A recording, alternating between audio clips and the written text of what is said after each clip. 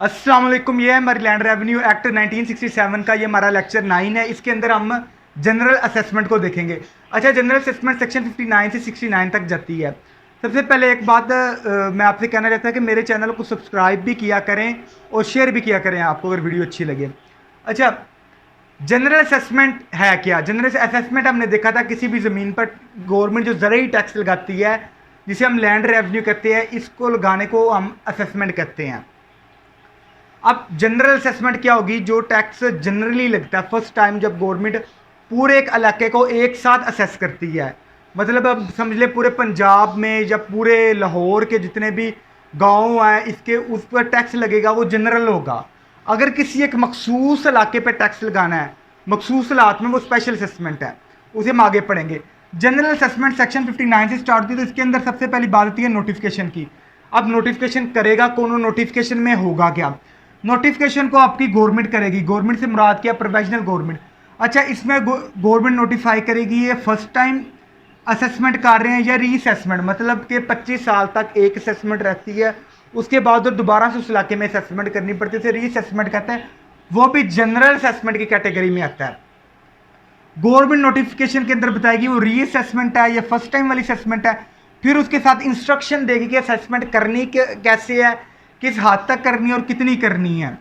और इसके अंदर असेसमेंट जनरल होगी और साथ गवर्नमेंट का अप्रूवल आ जाएगा, ठीक है, और साथ इंस्ट्रक्शन लिखी होंगी सेक्शन 59 के तहत। फिर उसके बाद सेक्शन 60 के अंदर जो आपका रेवेन्यू ऑफिसर है, इसका टेक्निकल सा एक सेक्शन है।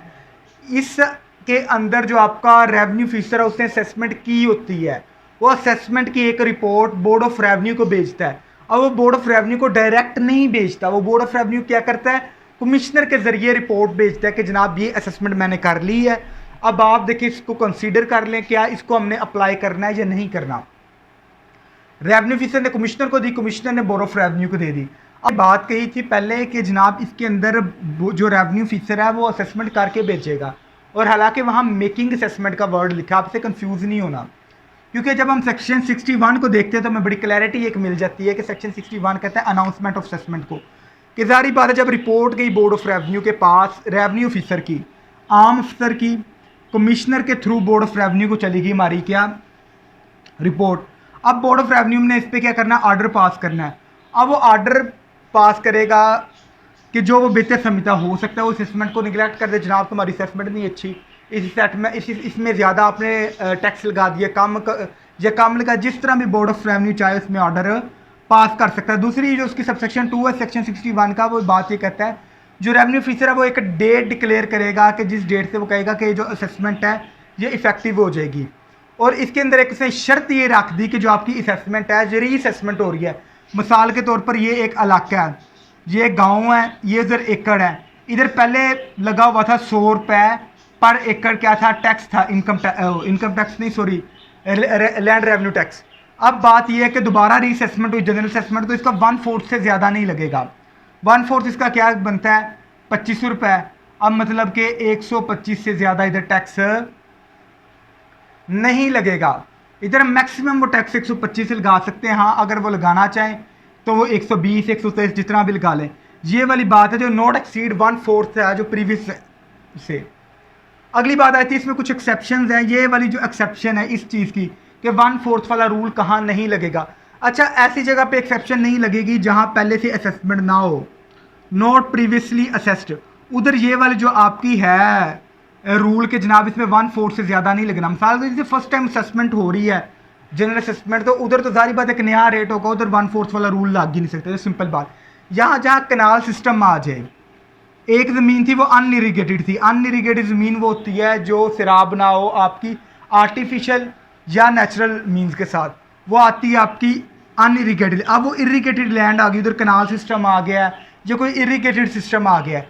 अब जारी बात है जब कनाल सिस्टम आया तो उसकी पैदावार बढ़ी है, अगर पैदावार बढ़ी है तो जारी बात है उसको प्रोड्यूस ज़्यादा हो रहा है, तो जो टैक्स भी ज़्यादा लगेगा, मुनाफा ज़्यादा हो रहा है। या तीसरी चीज़ यह है गवर्नमेंट किसी को अर्बन एरिया डिक्लेयर कर दे या असेसमेंट सर्कल। अर्बन एरिया जारी बात जो अर्बन एरियाज़ हैं, शहरी ज़मीनें हैं, वो पहले से एक प्रॉपर्टी टैक्स देती हैं। हम सेक्शन 56 के अंदर भी इस एक्सेप्शन को देखा था। अब वो दोबारा से तो टैक्स नहीं ना देंगी, double tax. Land revenue tax याद रखिएगा वहाँ लगता है जहाँ काश्तकारी हो रही हो। अर्बन एरिया काश्तकारी हो नहीं रही तो उधर ये टैक्स नहीं लगेगा। सेक्शन 61 के अंदर हमारी एक छोटी सी बात ये रह गई, जो 1/4 वाला रूल है, जो 1/4 वाला रूल है ये अप्लाई होता है असेसमेंट सर्कल के लिए, कि असेसमेंट सर्कल पर 1/4 से ज़्यादा नहीं लगना और 1/2 है, ये लगता है रूल पूरे एक जो आपका है स्टेट के लिए। असेसमेंट सर्कल और स्टेट में एक फ़र्क ये होता है कि जो असेसमेंट सर्कल होता है इसके अंदर मुख्तलिफ स्टेट होती है। स्टेट समझ ले, अगर एक गांव है तो असेसमेंट सर्कल के अंदर 5, 6, 4 गांव हो सकते हैं, और स्टेट एक गांव होता है। अगर तो आपका जनरल असेसमेंट एक स्टेट के लिए है तो 1/2 से ज़्यादा, मतलब कि अगर 100 है पीछे की थी, आप उधर 150 से ज़्यादा आप लैंड रेवेन्यू नहीं लगा सकते। अगर असेसमेंट सर्कल वाली बात है तो 100 का 125 हमने देख लिया कि 1/4 से ज़्यादा हम टैक्स नहीं लगा सकते। नेक्स्ट जो हमारा सेक्शन है वो सेक्शन 62 है, उसके अंदर हम बात ये पढ़ेंगे। अब जो हमारी है सेक्शन 61 के अंदर असेसमेंट तो लग गई, टैक्स लग गया, उसने बता दिया कि ये हम टैक्स लगाने वाले हैं। अब वो जो टैक्स तो लग रहा है, अब कोई बंदा कहता है यार ये टैक्स है ना हद से ज़्यादा लग गए। कौन कहता है? Land owner. लैंड ओनर कहता है कि जनाब ये जो टैक्स है ना, या तो ये ज़्यादा लग गया है या मेरी इतनी प्रोडक्शन नहीं हो रही जितना टैक्स लग गया है। और उसने पटिशन करेगा किसको? रेवेन्यू ऑफिसर को। उसकी जो उसने ग्राउंड्स बताई हैं वो 3 ग्राउंड्स बताई हैं। पहली ग्राउंड क्या है?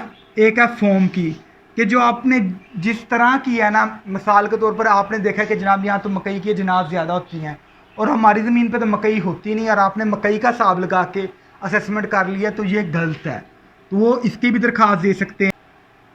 वो कह सकते हैं कि जनाब जो आपने कंडीशन रखी हैं, कि जो आपने शराइत रखी हैं असेसमेंट की, वो गलत है या वो ज़्यादा है, हम पे भारी है, वो ठीक नहीं है। तीसरी चीज़ है अमाउंट की, कि जनाब आपने हम पे टैक्स ज़्यादा लगा दिया है, कि आप इसको रिकन्सिडर करें। अमाउंट को आपने हम पे लगा दिया है 170 रुपये टैक्स, मिसाल के तौर पर कर लें, या 1700 रुपये टैक्स लगा दिया, हमारा बनता 1500 है। तो वो क्या कर सकते हैं? आपकी पटिशन दायर कर सकते हैं रेवेन्यू ऑफिसर की अंडर सेक्शन 62 सबसेक्शन 1 में। 62 सबसेक्शन 2 में बात कर रहा है रेवेन्यू ऑफिसर। सारी बात है, जो पटिशन आएगी इस पर कोई ऑर्डर भी जारी करेगा, उस ऑर्डर के साथ वो क्या लिखेगा? रीज़न भी लिखेगा, कि या तो उसको क्या कर देगा? रिफ्यूज़ कर देगा कि जनाब तुम्हारी ये पटिशन को मैं उड़ाता हूँ, जो मैंने काम किया था वो ठीक है। या तो इसे क्या करेगा? एक्सेप्ट। अगर एक्सेप्ट करेगा, उसे कोई कंपनसेशन देगा तो बताएगा कि मैंने उसे एक्सेप्ट क्यों किया, मेरी मिस्टेक इन तीनों फॉर्म्स में से क्या थी, मैंने किस ग्राउंड को फॉलो किया है। ये था हमारा सेक्शन 62। आगे हमारी सेक्शन 63 की। सेक्शन 63 कहता है कि जो असेसमेंट हुई है, आपने टैक्स लगा दिया, वो फाइनल कब होगा? ये फाइनल कब होगा? फाइनल से मुराद ये है कि जनाब अब असेसमेंट बन गई, एक रिपोर्ट बन गई, जनाब फलानी स्टेट पे फलाने गांव पे फलाना 100 रुपये टैक्स है। ये कब माना जाएगा कि भी हतमी लग गया? अब 62 के अंदर उसने क्या किया? बंदे ने पटिशन भी दायर की कि जनाब इसको दोबारा देखो, आपने तो हम पे हद से ज़्यादा टैक्स लगा दिया है। अच्छा, ये जो 62 की ये एप्लीकेशन है वो जो दायर कर सकता है वो 30 दिन के अंदर अंदर कर सकता है, 30 डेज़ के अंदर कर सकता है। कब? 30 डेज़ के अंदर, जिस दिन से वो ऐलान कर देगा असेसमेंट का। कौन? Revenue officer under section 61। अच्छा, 63 में बात कर रहा है कि असेसमेंट तब तक फाइनल नहीं होगी जब तक इसे कौन ना कर दे? बोर्ड ऑफ रेवेन्यू फाइनल ना कर दे। अब 2 बंदों के पास अख्तियार है, एक आपके बोर्ड ऑफ रेवेन्यू के पास अख्तियार है और एक आपके कमिश्नर के पास अख्तियार है। आपको पता था कि हमने अंडर सेक्शन 60 के अंदर देखा, जो रेवेन्यू ऑफिसर है अपनी रिपोर्ट कमिश्नर के थ्रू किसको भेजता था? बोर्ड ऑफ रेवेन्यू के पास। अब इधर आ गया रेवेन्यू ऑफिसर। अब इन दोनों के पास अख्तियार है, वो क्या कर सकते हैं? मॉडिफाई कर सकते हैं। मॉडिफाई कर सकते हैं असेसमेंट को, किसी भी स्टेट की, किसी भी महाल की, किसी भी गांव की असेसमेंट को। ये चाहें तो कम या ज़्यादा कर सकते हैं, तो वो फाइनल तस्वर होगी बोर्ड ऑफ रेवेन्यू की मंजूरी के बाद। जो अब आपका मरा गया नेक्स्ट सेक्शन है 64 है, वो बताता है ड्यूरेशन क्या होगा, कितने टाइम पीरियड के लिए, कितने वक्त के लिए जो टैक्स है अदा करेंगे, कितने सालों तक ये जो टैक्स फिक्स हो गई हम अदा करते रहेंगे किसान। इसके लिए वो बड़ी ने खूबसूरत बात कर रहा है कि इसको जो ड्यूरेशन को फिक्स करना है, ये काम किसका है? प्योर ये काम है बोर्ड ऑफ रेवेन्यू का। और वो अगली बात कर रहा है कि बोर्ड ऑफ रेवेन्यू से 25 साल के लिए फिक्स करेगी। MCQs आ सकता है कि जो आपका जनरल असेसमेंट है कितने ईयर के लिए होती है? 25 साल के लिए। अब अगला क्वेश्चन है क्या इसे कम या ज़्यादा किया जा सकता है? तो आगे उससे प्रोविजो लिखी हुई है प्रोवाइडेड डेट के अंदर कि इसे कम या ज़्यादा, इसको मतलब माइनस से मुराद कम, मैंने लिखा प्लस से मुराद ज़्यादा, इलेक्ट्रॉन प्रोटॉन नहीं समझना। अच्छा, इनको किया जा सकता है। ठीक हो गया। माइनस को दबाओ कम, प्लस को दबाओ ज़्यादा। चलें, और ये दबा कौन सकता है? आपका बंदा है बटन को बोर्ड ऑफ रेवेन्यू 65 कि ये कब तक इन्फोर्स रहेगी। टाइम पीरियड तो 25 साल है।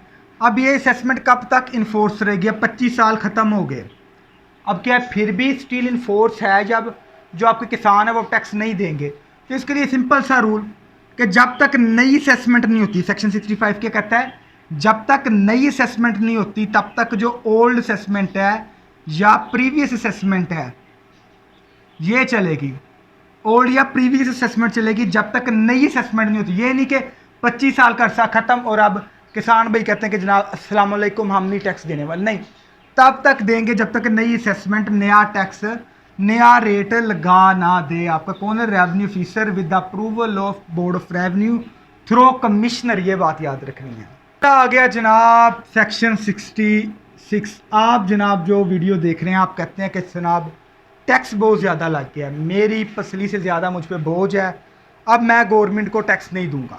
गवर्नमेंट कहते हो जनाब मेरे हाथ खड़े हैं, मेरी इतनी आमदन नहीं कि मैं टैक्स दूँ, जो करना है आप कर लें। आप दे देते हो नोटिफिकेशन, टैक्स ज़्यादा था, अब आप क्या कर रहे हो? रिफ्यूज़ कर रहे हो। रिफ्यूज़ किससे कर रहे हो? मैं वो वर्ड नहीं लिख रहा जो बेर एक्ट के हैं। रिफ्यूज़ आप कर रहे हो कि जनाब किसको? डिपॉजिट करवाने से। किस चीज़ को? लैंड रेवेन्यू को। रेवेन्यू टैक्स है, लैंड रेवेन्यू को रिफ्यूज़ कर दिया। इसका तरीका कार क्या? आपको कानून कह रहा है आपने नोटिस देना है 90 दिन के अंदर। जब आपकी असेसमेंट है जो हमने देखी थी कि ये फाइनल हो गई है, ये अनाउंस हो गई है, ये फाइनल सॉरी अनाउंस हो गई है। अनाउंस किसके अंदर होगी? देखें, अंडर सेक्शन 61 के अंदर अनाउंस होगी आपकी असेसमेंट के जनाब टैक्स है ये 50,000 रुपये जो फ़ी मरबा, मतलब आप समझ लें कि 2,000 रुपये पर एकड़ लगा दिया है। बंदा कहता है कि मुझसे तो अदा नहीं होगा, 50 एकड़ उसकी ज़मीन है, 1 लाख रुपए मिसाल के ऊपर उसको टैक्स लग गया है, वो कहता है मुझसे अदा नहीं होगा। तो वो 90 दिन के अंदर अंदर जब ये अनाउंस हुआ है वो रेवेन्यू ऑफिसर को नोटिस भेज देगा, नोटिस देगा कि जनाब क्या है कि मैं आपको अदा नहीं कर सकता, कि मैं नो पेमेंट, नॉन पेमेंट का समझ लें कि मैं आपको पे नहीं कर सकता रेवेन्यू ऑफिसर को, कि जनाब मेरे हाथ खड़े हैं। अब रेवेन्यू ऑफिसर क्या करेगा जनाब?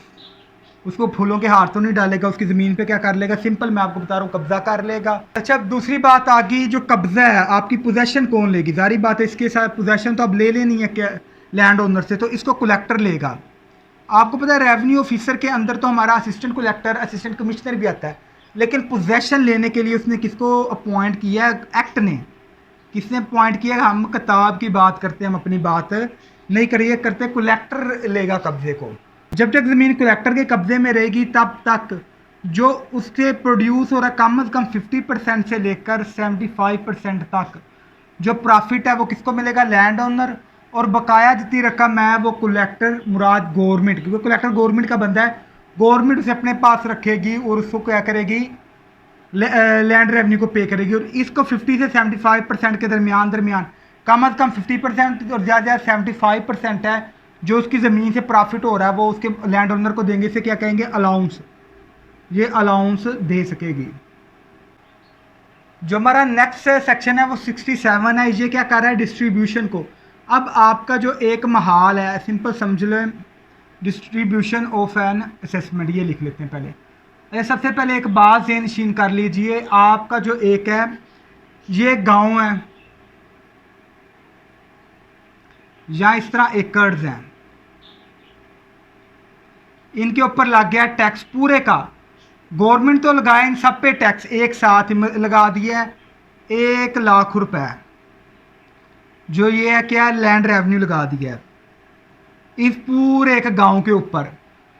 अब बात यह है कि इस एकड़ का मालिक और है, इसका मालिक और है, इसका मालिक और है, इसका मालिक ए है, इसका बी है, इसका सी है, इसका डी है। टैक्स किसने कितना अदा करना है ये कैसे होगा? तो इसके लिए क्या करेगा? डिस्ट्रीब्यूट कर देगा। कौन? Revenue officer. या किसको डिस्ट्रीब्यूट कर देगा? मिसाल के तौर पर 1 लाख रुपए उससे पूरे गांव का टैक्स निकाला है असेसमेंट की, वो देखते हैं कि इसमें 100 एकड़ है तो वो 1,000 रुपये पर एकड़ के हिसाब से सब पे डिस्ट्रीब्यूट कर देगा। अब जो ये टैक्स है 1,000 रुपये, ये 2 किस्म का हो सकता है। इसे कहते हैं या तो ये ईयर वाइज हो सकता है, या ये हार्वेस्ट टू हार्वेस्ट हो सकता है। समझ लें कि 6 मंथ इसे कह सकते हैं हम। अब अगर ईयर वाइज है, सालाना है कि सालाना अगर कहेगा तो हर साल जब इंस्टॉलमेंट आएगी रेवेन्यू ऑफिसर ने जारी करेगा नोटिस कि जनाब आए और आप आके अपना क्या करें, टैक्स को अदा करें। अच्छा, अगली बात आ गई, आपका जो कलेक्टर है वो इसको रिवाइज भी कर सकता है। मिसाल के तौर पर अब एक बंदा है वो 3 एकड़ का मालिक था, अब 4 का बन गया। जारी बात है उसके जिम्मे कितने आ गए, 4 एकड़ का टैक्स आ गया, तो कलेक्टर इसको रिकॉर्ड को रिवाइज भी कर सकते हैं। सबसेक्शन आगे 67 सबसेक्शन 3 में बात कर रहा है जो आपका रेवेन्यू ऑफिसर है। अच्छा, जो आपका रेवेन्यू ऑफिसर है, जब किसी बंदे की डेट आएगी कि मिसाल के तौर पर जिस तरह बिल की एक डेट आती है, हमें बिल जो मंथ का अदा करना होता है, जुलाई का ये मंथ चल रहा है, इसमें हमने अदा करना है तो कुछ दिन पहले वसूल हो जाता है। इस तरह जो हमें टैक्स का एक किस्म का एक बिल आएगा वो 1 माह पहले, कम अज़ कम 1 मंथ, 1 माह पहले वो क्या करेगा, रेवेन्यू ऑफिसर हमें नोटिस या कोई भी पब्लिश करके भेज देगा कि जनाब आएँ और आपका 1 माह के बाद आपका पेएबल है, आपने लैंड रेवेन्यू को पे करना है, तो इस किस्म का समझ लिया किस्म का बिल आ जाएगा आपकी आसानी के लिए। सबसेक्शन 3 के अंदर वो बात कर रहा है कि जनाब एक ज़मीन है वो बंजर ज़मीन थी, एरिड लैंड का वर्ड लिखे से कहते हैं बंजर ज़मीन, वो एरिड लैंड थी, मतलब उस पर कोई आबपाशी का निज़ाम नहीं था। लैंड ओनर्स ने या टेनेंट्स ने मिलकर क्या किया कि वहाँ ट्यूबवेल का निज़ाम ले आए, वहाँ नहरी निज़ाम, कोई निज़ाम ले अपने खर्चे से, तो उधर अब इन्हें क्या दी जाएगी, एक रायत दी जाएगी। अब जारी बात है वहाँ काश्तकारी तो हो रही है, बेशक ना हो, अगर हो भी रही है तो इनसे टैक्स नहीं वसूल किया जाएगा। कितने अरसे तक इनसे टैक्स नहीं वसूल किया जाएगा, 4 साल के, 4 ईयर के अरसे तक, जब से इन्होंने वो ट्यूबवेल या वो कनाल सिस्टम दिया है तब से 4 साल के आगे अरसे तक इनसे क्या नहीं वसूल किया जाए, टैक्स वसूल नहीं किया जाएगा। अच्छा देखें, अब इसके अंदर हमने डिस्ट्रीब्यूट तो कर दिया पर एकड़ के हिसाब से, जिसकी जितनी होल्डिंग थी, जिसके नंबर जितने खेवड़ नंबरान थे, खाता नंबर थे जिसके ऊपर, उस बंदे को उस हिसाब से हमने टैक्स तो लगा दिया। अब कोई बंदा कहता है कि जनाब मुझ पे मेरे नाम 4 एकड़ ज़मीन है और जो टैक्स आ रहा है ना ये 5 एकड़ का आ रहा है, तो वो क्या कर सकता है, पटिशन दायर कर सकता है। पटिशन किसे देगा, पटिशन देगा रेवेन्यू ऑफिसर को। किसके कितने दिन के अंदर अंदर, 30 डेज़ के अंदर के जनाब आपने मेरे 4 एकड़ बनते थे मिसाल के तौर पर और आपने 5 एकड़ का टैक्स लगा दीजिए। हमने जो भी अंडर सेक्शन 67 पढ़े हैं, सब सेक्शन 2, 3 वगैरह के अंदर, उसके अंदर कोई भी अगर कोई मिस्टेक होती है तो पटिशन देता है रेवेन्यू ऑफिसर को, जनाब कंसीडर करें। रेवेन्यू ऑफिसर इसमें क्या करेगा, एक आर्डर सुनाएगा, वो आर्डर के अंदर रीज़न भी लिखेगा कि जनाब इसका जो है, इसको जो हम रिलीफ दे रहे हैं या नहीं दे रहे। अंडर सेक्शन 69 बात कर रहा है कि जो आर्डर अब हमने पढ़ा था, आर्डर हमने 2 जगह पढ़े हैं, एक हमने आर्डर 68 के अंदर पढ़ा था, दूसरा जो हमने आर्डर पढ़ा था उसके अंदर 62 के अंदर। 62 और 68 के अंदर जो आर्डर रेवेन्यू ऑफिसर दे रहा है, मतलब समझ लो कोई फैसला दे रहा है, उसके खिलाफ हमने अपील कहाँ कहाँ कर सकते हैं। हम जो अपील है अंडर सेक्शन 68 और 62 की जो अपील है, जो पहले अपील है रेवेन्यू ऑफिसर से, वो किसके पास जाएगी, आपकी कमिश्नर के पास।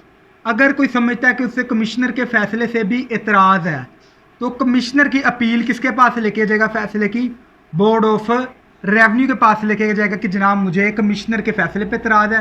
पहली फर्स्ट अपील कमिश्नर के पास, कमिश्नर के बाद हम किसके पास आएंगे, बोर्ड ऑफ रेवेन्यू के पास। हम डायरेक्ट बोर्ड ऑफ रेवेन्यू के पास नहीं आ सकते। अगर आपको वीडियो अच्छी लगे तो चैनल को सब्सक्राइब करें। Thank you.